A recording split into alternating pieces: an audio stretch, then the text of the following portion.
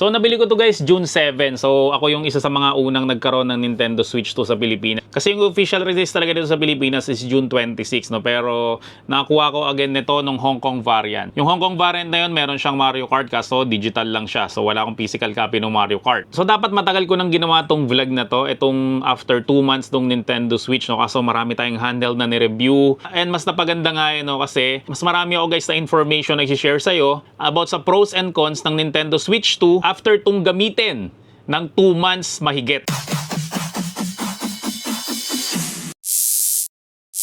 So bukod guys sa Nintendo Switch 2, meron rin akong OLED. Then ito, meron rin tayong light na switch dito. Kaya lahat ng klase ng Nintendo Switch guys ay na-testing ko. So unahin na natin guys yung pros nitong Nintendo Switch 2 after itong magamit ng 2 months mahigit. So unahin na natin guys yung unang-unang reklamo ko dito nung bagong release to. Syempre wala tong accessories. Pero ngayon guys, marami na accessories na nabili nito. So ipakita ko sa inyo guys yung mga accessories na nabili ko dito sa Nintendo Switch 2. So unahin ko na sa inyo itong case na to, yung mismong nandito. Yan. So itong case na to is OEM o wala siyang brand name. So, ang maganda dito sa case na to ay maganda yung kanyang grip. So, yung grip niya guys ay parang dun sa D-brand. Tapos yung stand niya guys, naaangat mo pa rin. Yan. And ang maganda pa dito sa case na to ay nadadak mo pa rin siya. Pero ang issue ko naman guys sa case na to ay mahirap guys tanggalin yung mga Joy-Con dito, no? So, para alisin mo yung Joy-Con, kailangan mo pa tong yan, ganyanin. Tapos, saka mo siya maalis. Tapos, ganito yung itsura niya. Tapos, para alisin siya guys, no? Kailangan mo muna tong alisin tong dalawang to. Saka mo siya alisin ng ganyan. Pero hindi to guys yung una kong case na nabili kasi meron pa akong isang nabili na case mula naman to sa Spigen. So ito yung nano pop case nila. So ito guys, ilalagay mo lang siya na ganyan. Tapos sa dalawang Joy-Con niya ay may lalagyan rin siya dito. Yan, tapos ito rin. So pag ito naman guys yung ginamit mo, naaalis na to. Ang problema ko naman dito guys sa case na to, hindi siya ergonomic, no? Kasi flat na flat rin siya dito sa likod. Hindi kamukha nito guys na talagang malaki yung grip niya. And isa pa guys sa problema ko dito, ayun, napansin nyo, natatanggal siya. Kasi meron tong pandikit. So pag ito guys yung ginamit mo, nakadikit na talaga siya dito sa Nintendo Switch 2. Nakaramihan sa atin, sigurado ayaw niya, no? Kasi gusto natin na papalit-palit tayo ng mga case. So makikita nyo guys na madali itong nahuhulog kapag hindi natin siya nilagyan ng pandikit. And pangit pa guys sa dalawang case na to, wala siyang takip sa screen. So meron ako nakitang case guys, ito gawa to ng JSOX. So nakikita ko guys sa picture na napaghihiwalay raw, then may takip na siya sa harapan, and parang ergonomic naman siya, no? So tingnan nga natin guys kung totoo yung claim nito. Ito yung takip sa likod para sa mga Joy-Con. Uy, grabe. Grabe hawakan nito, laki. So ito pa guys yung para sa isa pang Joy-Con, mga paperworks. Then ito naman ay ayun. So ito guys, takip para sa harapan naman to. Okay, so subukan nga natin siyang ilagay. So alisin ko muna yung dalawang Joy-Con. Then ikabit ko muna to. Yan, so ganito yung itsura niya. So Joy-Con naman guys, ito. Laki nito, laki ng hawakan, no? Yung. Okay, one. Then ito naman yung sa kabila. Okay, so ito guys, wala siyang pandikit. Pero firm naman yung kanyang pagkakalagay. Tapos saktong-sakto siya dito. Ayan, oh. Pag nakita nyo to, parang walang puwang eh. Ganda. So subukan ko guys siya ilagay dito. One down, dalawa. Grabe to. Ang ganda ng ergonomics nito guys. Parang sinakto sa tatlong daliri ko eh. Syempre ito naman dalawang daliri ko na to, nasa taas to. Sarap hawakan nito. Then meron pa siya guys protection para doon sa screen. So ilagay ko rin to. Ang ganda ng case na to. Matigas rin siya. Tapos may napansin ako dito eh. Ito mga uka na to. Kasi bumili ako ng accessories rin para sa Nintendo Switch 2. Ito lalagyan ng mga games. So ang naipon ko na games is 1, 2, 3, 4, 5. Tapos pang-anim yung nandoon sa loob ng Nintendo Switch 2. Yan. So mukha kasi siyang lalagyan nito eh. So try ko nga. Yan. So saktong-sakto nga siya doon. So tama nga yung teorya ko na para doon talaga siya. So try ko nga itong ilagay lahat. Ayos to ah. Kasi nung nakaraan umuwi kami ng probinsya, dinala ko yung Nintendo Switch 2. Lalaroin ko sana yung Breath of the Wild ng Zelda. Kaso pag open ko nung Nintendo Switch 2, nakalagay pala yung game ng anak ko, which is yung Demon Slayer 2. Eto, nakalimutan ko tong bitbitin. So kapag ka ganito guys yung setup mo, so may takip na yung Nintendo Switch 2 mo, may dala-dala ka pang mga games. So very nice to talaga. Ito, yan. And pagdating guys sa grip, ang ganda ng grip nito. Tingnan nyo, ang laki oh. Hindi kamukha nito. Ito maliit. Parang ganito siya, yan oh. Mas matambok pa nga to eh. Di ba sabi ko sa inyo, gusto ko matambok talaga yung grip. Ito, ang ganda nito. Tapos, Pag inalis natin to, naaalis pa tong Joy-Con. Oh, very nice. Oh, very nice. Last testing nga natin, no? Kasya ba to dito sa dock? Nice! Ganda na ito. Mukhang ito na yung gagamitin ko na case ngayon. So, konting commercial lang para may pambili tayo ng next handheld na i-review. Meron kasi kaming 20,000 mahigit na collection ng mga retro games. So, kung gusto mo guys mag-avail nito, so hanapin mo lang kami sa FB, Gadget Syndrome. At sabihin mo lang na napanood mo tong video na to para ibigay sa iyo ng 199 pesos lang. So, balik na tayo sa pinapanood mo. Nung pupunta ako ng Recolex, nakabili ako nito, itong Crash Bandicoot. So, ang bili ko dito is 1,200 pesos lang. Nakakatuwa, no? Ang mura niya lang. So, meron na siyang box. Then kasama na tong controller na to. Kaso hindi ko alam kung ano yung problema sa controller na to kasi masyado siya magaan. Tapos nung pinapaandar ko siya, hindi siya nag-on. Hindi ko alam kung ban-display lang ba talaga to o sira talaga to no. Pero hindi ko na rin siya binalik guys doon sa pinagbilhan ko kasi okay naman siya pang display no. Limited edition no Crash. So sa speaker naman guys, ito yung ginagamit ko, Soundcore na mini. Yan kasi talagang literal na mini siya, maliit. Pero ang battery life nito guys is 15 hours. Legit yun. So ito parinig ko sa inyo na ang liit-liit niya pero ang lakas-lakas niya. Yan, so kung nahihinaan ka guys sa sounds ng Nintendo Switch 2 mo, ito highly recommended to. Ang liit-liit niya lang, pwede mo siyang ibulsa. Tapos up to 15 hours ganyan yung kanyang battery life.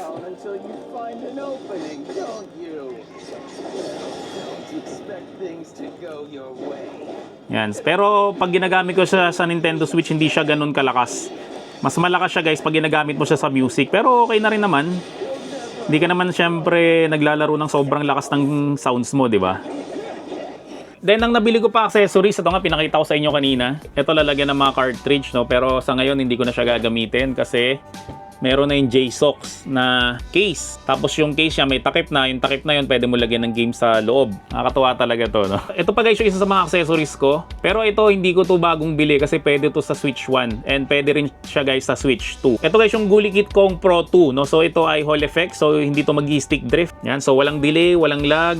And masarap talaga to hawakan, no? Kasi guys, na-try ko nang bumili nung Nintendo Switch na Pro Controller, nag-stick drift rin pala yun, no? So ito guys, hindi to nag-stick drift. So ito guys, yung pinakamagandang controller para talaga sa akin. Kasi pwede siya sa Nintendo Switch, pwede siya sa Android, pwede siya sa iPhone, pwede rin siya guys sa laptop or PC. So kung ayaw mong maniwalang ito yung pinakamaganda para sa akin, hindi lang isa yung ganito ko. Hindi lang dalawa, tatlo yung ganito kong controller. Kaso ito guys, medyo pricey to. Mga 2.5 yata ang isa nito. Hindi ko na kasi maalala yung mga price talaga. Kung na medyo nagtitipid ka, no? So ito rin pwede rin to. Itong GameSir na Nova Lite. So ito Hall effect rin to, pero ito wala pang 1,000 ang isa nito. Tapos marami tong color. Kaso ang issue naman dito, pag Nintendo Switch yung gagamitin mo, ay baliktad siya. AB. Dapat kasi BA to Yan parang sa Nintendo Switch rin. Nakita niyo yan, BA rin dapat. Ito AB to, no? So kailangan pang i-reconfigure. O kailangan sa madilim ka naglalaro para hindi mo mahalata yung AB. Ito guys, mas mura to kaysa dito pero highly recommended ko talaga ito. Ito naman yung paborito kong power bank. Ito yung Vention na 27,000 mAh na 140 watts max yung kanyang charging speed o yung kanyang power delivery. So ito guys, kaya nito mag-charge ng laptop. Ito rin guys, kaya rin ito mag-charge ng mga PC gaming handheld. Kasi ang mga PC gaming handheld guys, hindi pwede basta-basta power bank lang ang pinag-charge mo doon kasi hindi siya mag-charge. So ito guys yung ginagamit ko na charger. Unang-una nga guys, no, kasi 140 watts siya. So pwedeng-pwede mong ipang-charge to ng Nintendo Switch. Yan, nakita nyo nag-charge na siya. Then meron siyang monitor dito kung gaano kalaki yung power delivery na binibigay nyo sa Nintendo Switch, which is 14 to 15 watt. Tapos pwede ka guys mag-charge dito ng up to 3 devices nang hindi to nahihirapan kasi nga guys up to 140 watts to. So ganun siya guys kalakas. Then meron pa akong isang accessories dito pag naglalaro yung anak ko. Ito.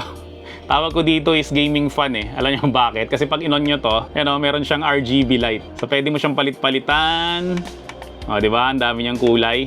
Ito naman guys, 4,000 mAh yung kanyang battery capacity, no? So magagamit mo to ng 3 to 4 hours. So depende lang yun guys sa lakas ng fan. Sinama ko lang siya, no? Kasi ang ganda niya Very aesthetic kasi yung itsura niya So ito, parinig ko sa inyo 20, 40, 60, 80, tapos 100. So nakakatuwa lang siya, no? So ito naman guys, gawa to ng Gujuduk. So ang Gujuduk guys, gumagawa rin siya ng kung ano-ano accessories na talagang mapapakinabangan mo kung mahilig ka guys sa gadget, no? Isa sa mga nabili ko sa kanila dati ay yung parang keyboard. Then sa mga games naman guys, ang nabili ko syempre itong Demon Slayer. Then meron akong Zelda dito, Breath of the Wild, yung Tears of the Kingdom. Crash Bandicoot, yung sinabi ko nga kanina. Meron rin ako dito 60-in-1, ito family game to. Then Donkey Kong Bonanza. So ang nilalaro ko ngayon ay itong Breath of the Wild, no. So nakakaaliw pala talaga yung mga ganung games, no. Yung ang parang cozy lang siya, na hindi siya masyadong ma-pressure, na parang pambata lang yung game, no? Tapos yung soundtrack niya guys, ang sarap niya lang pakinggan. Kasi sa totoo lang talaga guys, no, first time ko lang talaga makalaro ng Zelda. Kaya ngayon ko lang talaga siya na-experience. Kaya pala ganun na ganun yung hype ng Zelda talaga, no? Kasi masarap pala talaga siyang laruin. Kasi actually, mahilig talaga ako sa mga realistic na graphics, no? Yung Zelda kasi medyo cartoonish siya, pero ina-appreciate ko na sila. So yan guys, sa mga accessories na nabili ko dito sa Nintendo Switch 2. So kung gusto mo guys malaman kung saan nabibili ang mga accessories na yan, no? So check mo na lang guys yung link sa description section ng video na to.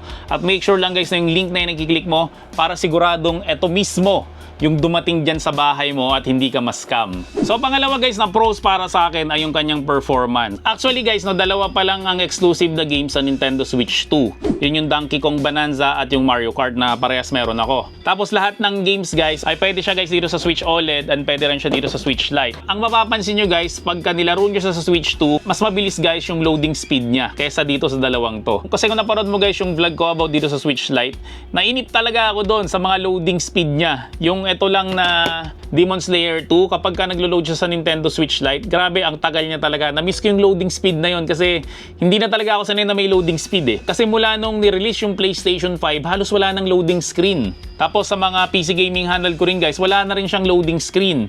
So na-experience ko lang ulit ang loading screen dito lang sa Nintendo Switch Lite and syempre dito sa Nintendo Switch OLED. Dito naman guys sa Nintendo Switch 2, meron pa rin siyang loading screen pero hindi na siya guys ganun katagal. So sumunod guys na nagustuhan ko sa kanya, kung ilalaban mo to sa mga PC gaming handheld, sasabihin nila na panis yung Nintendo Switch 2. Pero kung ilalaban mo to sa dock mode o ipo-project mo guys sa mas malaking screen etong Nintendo Switch 2, panis na panis guys yung mga PC gaming handheld. Kahit yung pinakamalakas pa guys na PC gaming handheld which is yung MSI Claw, walang panama dito guys pagdating sa dock mode. Kasi guys ito kaya nito mag-project ng up to 4K quality. Eh yung mga PC gaming handheld guys, mahihirapan yun sa 4K quality. Usually yan, mapoproject mo lang yon mga 1080p or up to 2K lang yung quality niya. Pero pag 4K yun guys, gagapang na yun. So hindi ko alam kung anong magic yung ginawa ng Nintendo doon. Bakit nagagawa ng Nintendo Switch na mag-project guys ng 4K kapag ka naka-dock mode siya. And sumunod guys na nagustuhan ko dito, kung napanood mo yung unang-una kong unboxing nito, ay nagulat rin talaga ako dito na ang ganda-ganda ng screen nito kahit na guys hindi siya OLED. Ang screen nito guys is 7.9 inches, no? So mas malaking screen niya. Siyempre kaysa dito at kaysa dito sa Switch Lite. Tapos kung hindi mo guys babasahin yung specs nito, akalain mo na OLED yung screen nito kasi ang ganda talaga sa totoo lang. So pagdating guys sa sound quality, isa to guys sa pinakamagandang sound sa mga gaming handheld talaga. And next na kinagandaan nito guys is yung kanyang backward compatibility, no? Yung sinabi ko na nga na dalawa lang guys ang exclusive game talaga para dito sa ngayon. Pero huwag kayong mag-alala, madadagdagan rin yan balang araw. Pero guys yung mga games dito, compatible rin siya dito, no? Kamukha nga nito. Mapapansin nyo dito na yung mga black cartridges ay mga Nintendo Switch game yan. Ito lang, Donkey Kong Bonanza na red cartridge. Yan lang guys, yung para talaga sa Nintendo Switch 2. Then isingin ko na rin guys, no? Kasi kailan ko lang napansin na nung umuwi nga kami guys ng probinsya, nandun kami sa NLEX. Wala kaming mabilis na internet. So maganda pala talaga guys kung meron kang game cartridge. So ang dala-dala nga namin doon guys ay itong Nintendo Switch 2 saka itong Nintendo Switch Lite. Dapat nga guys ang lalaruin ko doon ay itong Breath of the Wild. Kaso hindi ko nga ito nadala.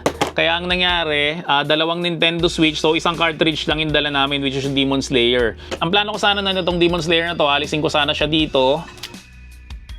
Tapos dito ko sana siya ilalagay. Dito sa Switch Lite. Tapos ito yung papalaro ko sa anak ko. Then ito naman yung sa akin. So ganun sana yung plano ko, kaso nga lang naiwan ko siya. Pero nakita ko guys yung convenience na kahit wala kang internet, basta dala-dala mo lang yung cartridge, pwede mong ilipat-lipat yung games mo. So mula nga dito guys, dilipat ko lang yung game dito, yung Demon Slayer, and nalalaro mo kaagad siya guys kahit wala kang internet. And next naman guys, ay sa ngayon gimmick lang to, no? Pero nakakatuwa kasi meron siyang mouse mode. Yan, so pag kinoob ko siya na ganyan, magkakaroon na siya ng mouse. Diba? So pag ginanito ko siya, wala na ulit yung mouse niya. So pag kinoob mo ulit, yan, may mouse na ulit siya. O, di ba? Nakakatuwa lang siya, no? Nakakatuwa lang siyang gamitin. Meron ng game nito eh. Yung parang naka-wheelchair guys na ginaganyan. Ay, teka lang. Ayos to. Oh, kasi ang issue kasi nito kapag ito lang hinahawakan mo, ginaganyan-ganyan mo siya, masakit siya sa kamay, no? Pero pag ito yung ginamit mo, itong J-Sox, so komportable rin siya guys kahit pa ganito siya. You know? Nice! Ayos! Yan, so balik tayo dun sa sinasabi ko, no? So meron siyang mouse mode na guys, which is wala siya guys dito sa mga Switch OLED, and syempre wala rin siya guys dito sa Switch Lite. Then next na nagustuhan ko dito guys is yung kanyang storage, no? Kasi meron na siyang built-in na 256 gig na storage, no? Actually guys, hindi pa ako bumibili ng memory card nito. Kasi sa ngayon guys, yung 256 gig na storage is sakto na siya para sa akin. Kasi ito guys, 32 gig lang to eh. Then ito naman guys, mga 64 gig yung kanyang internal storage. So dito guys sa Switch 2, kahit na hindi ka muna bumili ng micro SD card express, kasi guys hindi pwedeng basta-basta memory card lang isasalpak mo dito. Okay naman na kasi nga 256 gig yung kanyang internal na storage, no? So marami na ako na-install na games dito. Yung iba kasi digital games lang eh. Katulad itong Little Nightmare, itong Yooka-Laylee, itong Figment 2, Mega Man Collection, Jet Cave. Yung iba hindi ko na in-install eh. Diablo 2, yung Darksiders, yan yung mga games ko. So hanggang ngayon guys, no, hindi ko pa rin naman napupuno yung internal storage nito. Then isa pa guys sa maganda dito, pag nag-member ka sa kanilang Nintendo Switch Online Plus Expansion Pack, na meron naman siyang family guys, kasi meron nung nag-o-offer sa FB. So ang binayaran ko lang dun guys is 850 pesos lang, good for 1 year na yon. So maganda guys kapag ka-member ka ng Nintendo Online Plus Expansion Pack. Yung ibang games guys, nakamukha nga guys yung dalawang Zelda, ay makukuha mo na guys yung Nintendo Switch upgrade doon for free na lang. Then marami pa guys na mga libreng upgrade doon, pero ang isa sa mga nagustuhan ko pa sa kanya ay makakalaro ka na guys itong Super Nintendo at nung GameCube dito sa Nintendo Switch legally. Diba kasi usually ine-emulate natin yon, pero dito guys talagang legal mo na siyang malalaro. Diba? Ang dami niya na ring game. So, mag-try nga tayo ng isang game. Halimbawa, itong Donkey Kong na to. Yan o, diba? Nalalaro mo siya in a legal way, no? So, usually, ine-emulate natin to. Pag emulator, guys, alam naman natin na illegal yun. Pero, iba pa rin talaga, guys, kapag legal way mong nilalaro yung isang game. Nakaka-proud talaga. Counted sa akin as achievement yun eh. Kapag nakakabili ka na ng mga games. And kahit na yung mga katulad nito na free mo lang siya makukuha, pero dapat subscriber ka ng Nintendo Switch Online. Yan, so hindi ko na to tatapusin kasi 1 million times ko na yata itong tinapos. Then ito naman guys, Nintendo GameCube. So malalaro mo na rin to. Legally guys ha. Usapan natin dito is legally yan. So kaunti lang games ito. Soul Calibur, Zelda, Wind Waker, F-Zero. Yan, so malalaro mo na rin yan. Then ang isa pa guys sa malalaro mo dito, eto, Nintendo 64. Yan, konti lang yung mga Nintendo 64 na games. Pero at least libre mo lang yung malalaro. Then, isa pa guys sa malalaro mo, syempre yung classic na Nintendo Entertainment System o yung family computer. So, isa pa guys sa maganda dito is meron na siyang C button. Itong C button na to guys, ay pwede kang makipag-game chat doon sa mga kalaro mo sa online, no? So, si Zach Darwin, yung isa sa mga vlogger rin ng mga gaming console, no? So hindi kami magkatagpo kasi ng oras eh. Pero niyaya niya ako na gamitin namin to, itong game chat na button nito, no? Tapos, yun nga guys, no, para nga matry namin. Kaso, hindi pa ako nakakabili ng camera eh. So kung matuloy man yun, yung collaboration namin dalawa ni Zach Darwin, no? So abang-abangan nyo na lang guys. Para siyang social media pero about sa mga games. So yun guys, yung mga pros nito, syempre wala namang perfect again na handheld. So ito naman guys yung mga cons niya. So unang-unang cons siya guys, yun nga, kanina ko pa sinasabi na dalawa lang ang exclusive games na malalaro mo guys sa Nintendo Switch 2 na hindi mo guys malalaro sa ibang console. Yun nga guys yung Mario Kart World and syempre yung Donkey Kong Bonanza. And pangalawa guys na reklamo dito ay reklamo ng karamihan ay about sa battery life. Pero para sa akin lang to guys ha, ang battery life talaga ng isang gaming handheld ay 3 hours lang talaga sa mga AAA games na nakukuha naman nitong Nintendo Switch 2. So nasanay lang siguro sila dito sa Nintendo Switch OLED na umaabot to guys ng up to 5 hours yung kanyang battery life, no? So kung nag-expect ka guys ng battery life nito na kasing tagal ng Nintendo Switch OLED, mabibigo ka lang. Kasi guys, ito talaga 2 to 3 hours. Para sa akin guys, sa mga AAA games, sapat na yun. Kasi guys, wala pa naman talaga na matagal na malobat na gaming handheld bukod nga dito guys sa Nintendo Switch OLED. Kasi ito, 5 hours talaga kayang-kaya nito. Kahit naman guys sa Steam Deck, sa ROG Ally X, sa MSI Claw, lahat naman sila guys 3 to 4 hours lang talaga yung battery life nila. So nakukuha naman yun guys ng Nintendo Switch 2. So para sa akin guys, no, wala na akong reklamo doon. And next guys na cons para sa akin dito ay hindi pa nila to ginawang OLED screen. Siyempre ito guys yung unang release which is Nintendo Switch 2. Tapos sigurado yan magkakaroon yan na ng Nintendo Switch 2 Lite. Then ang susunod na dyan guys is yung Nintendo Switch 2 na OLED. Pero siguro mga 4 to 5 years pa guys lalabas yung OLED version nitong Nintendo Switch 2. Kaya yung mga nagsasabi dyan na hihintayin ko na lang na lumabas yung Nintendo Switch OLED. Grabe guys, pag hinintay mo yun, sobrang tagal nun. Siguradong may inip ka na yan. At bago dumating yung point na yun guys, no, sigurado yan marami ng exclusive games para sa Nintendo Switch 2. And next na reklamo ko dito guys ay katulad nyo rin, no? Mahal talaga siya. Kasi guys, ito bili ko talaga dito is 35,000 kasi nga unang release to. Pero ngayon guys, mabibili mo na lang to ng 30,000 na lang kasama na yung Mario Kart. Kung walang Mario Kart guys, mabibili mo to ng 28,000 na lang. So mahal pa rin yun guys para sa isang gaming handheld na ganito. Kasi ang Nintendo Switch OLED talaga ito 15,000 lang to. Ito naman 8,000 lang to. Ay ang Nintendo naman guys para rin dapat yan na Steam Deck na dapat mababa lang yung benta nila ng mga handheld kasi sa kanila rin naman bibili ng mga games yung mga tao. Kaya siguro guys yung iba nagtataka bakit ang mura ng Steam Deck kasi nga guys yung games dun sa Steam Deck bibilin mo rin sa Steam Deck. So kahit na malugi na sila guys sa handheld ay bumabawi naman sila guys sa sales ng games. Hindi ka mo nga guys ROG Ally, ng mga MS Cyclone, ng Lenovo Legion Go na pag binili mo guys yung handheld nila, wala na silang mapapala pa sa'yo. Kasi guys, yung mga games na ilalagay mo doon, hindi mo na bibilin sa kanila, bibilin mo na yun guys sa third party company. So ang Nintendo guys, meron siyang sariling shop. So lahat guys ng games sa Nintendo Switch 2, bibilin mo rin yan guys sa Nintendo mismo. Kaya nagtataka ako, bakit ang mahal-mahal nito? Dapat ang presyo nito guys, para sa akin lang to dapat mga 20 to 23,000 lang. And isa pa guys sa reklamo ko rin dito ay yung kanyang micro SD express card. So hindi guys pwede dito yung mga ordinary memory card lang. Meron talaga guys micro SD cards na ginawa para dito. Syempre guys, para sa Nintendo yon, kaya mahal rin guys yung micro SD express. Pero bukod sa mga cons na yun guys, no, masasabi ko na hindi ko pinagsisihan na binili ko tong Nintendo Switch 2. So kung hindi man para sa akin, para sa anak ko na lang, no, kasi yung anak ko guys, marami na natapos na games dito. So itong Mario Kart World guys, no, so na-unlock niya na lahat yan.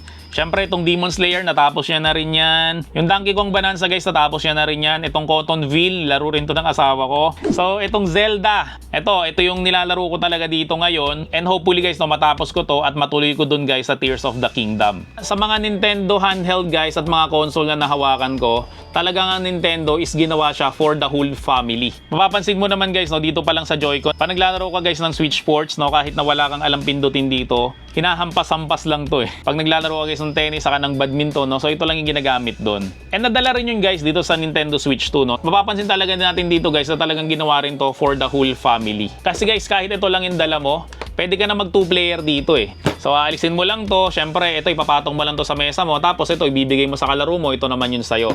Yan, so makakapaglaro ka na ng ganyan, yung kalaro mo naman, makakapaglaro naman siya dito. So kung katulad kita guys, na isa ka ng legit na daddy gamer o tito gamer guys, no? So highly recommended talaga guys, na bilhin mo ang Nintendo Switch 2 para guys makalaro mo yung anak mo o yung asawa mo. And sigurado guys, no, na marami pa magiging upgrade tong Nintendo Switch 2. Kaya hoping guys na makagawa pa tayo ng mga video ng Nintendo Switch 2 after 6 months, Nintendo Switch 2 after 1 year. Basta guys, para sa akin, sulit na binili ko tong Nintendo Switch 2 kahit na medyo pricey ito. So kung nagustuhan mo naman tong video na to, huwag mo na makakalimutan mag-subscribe dito sa channel ko. Syempre, like mo na rin tong video na to at i-turn on mo na rin yung notification bell para like updated sa mga vlog ko about sa mga gadgets. So yun lang, maraming salamat ulit sa inyong lahat. Hanggang sa muli, paalam!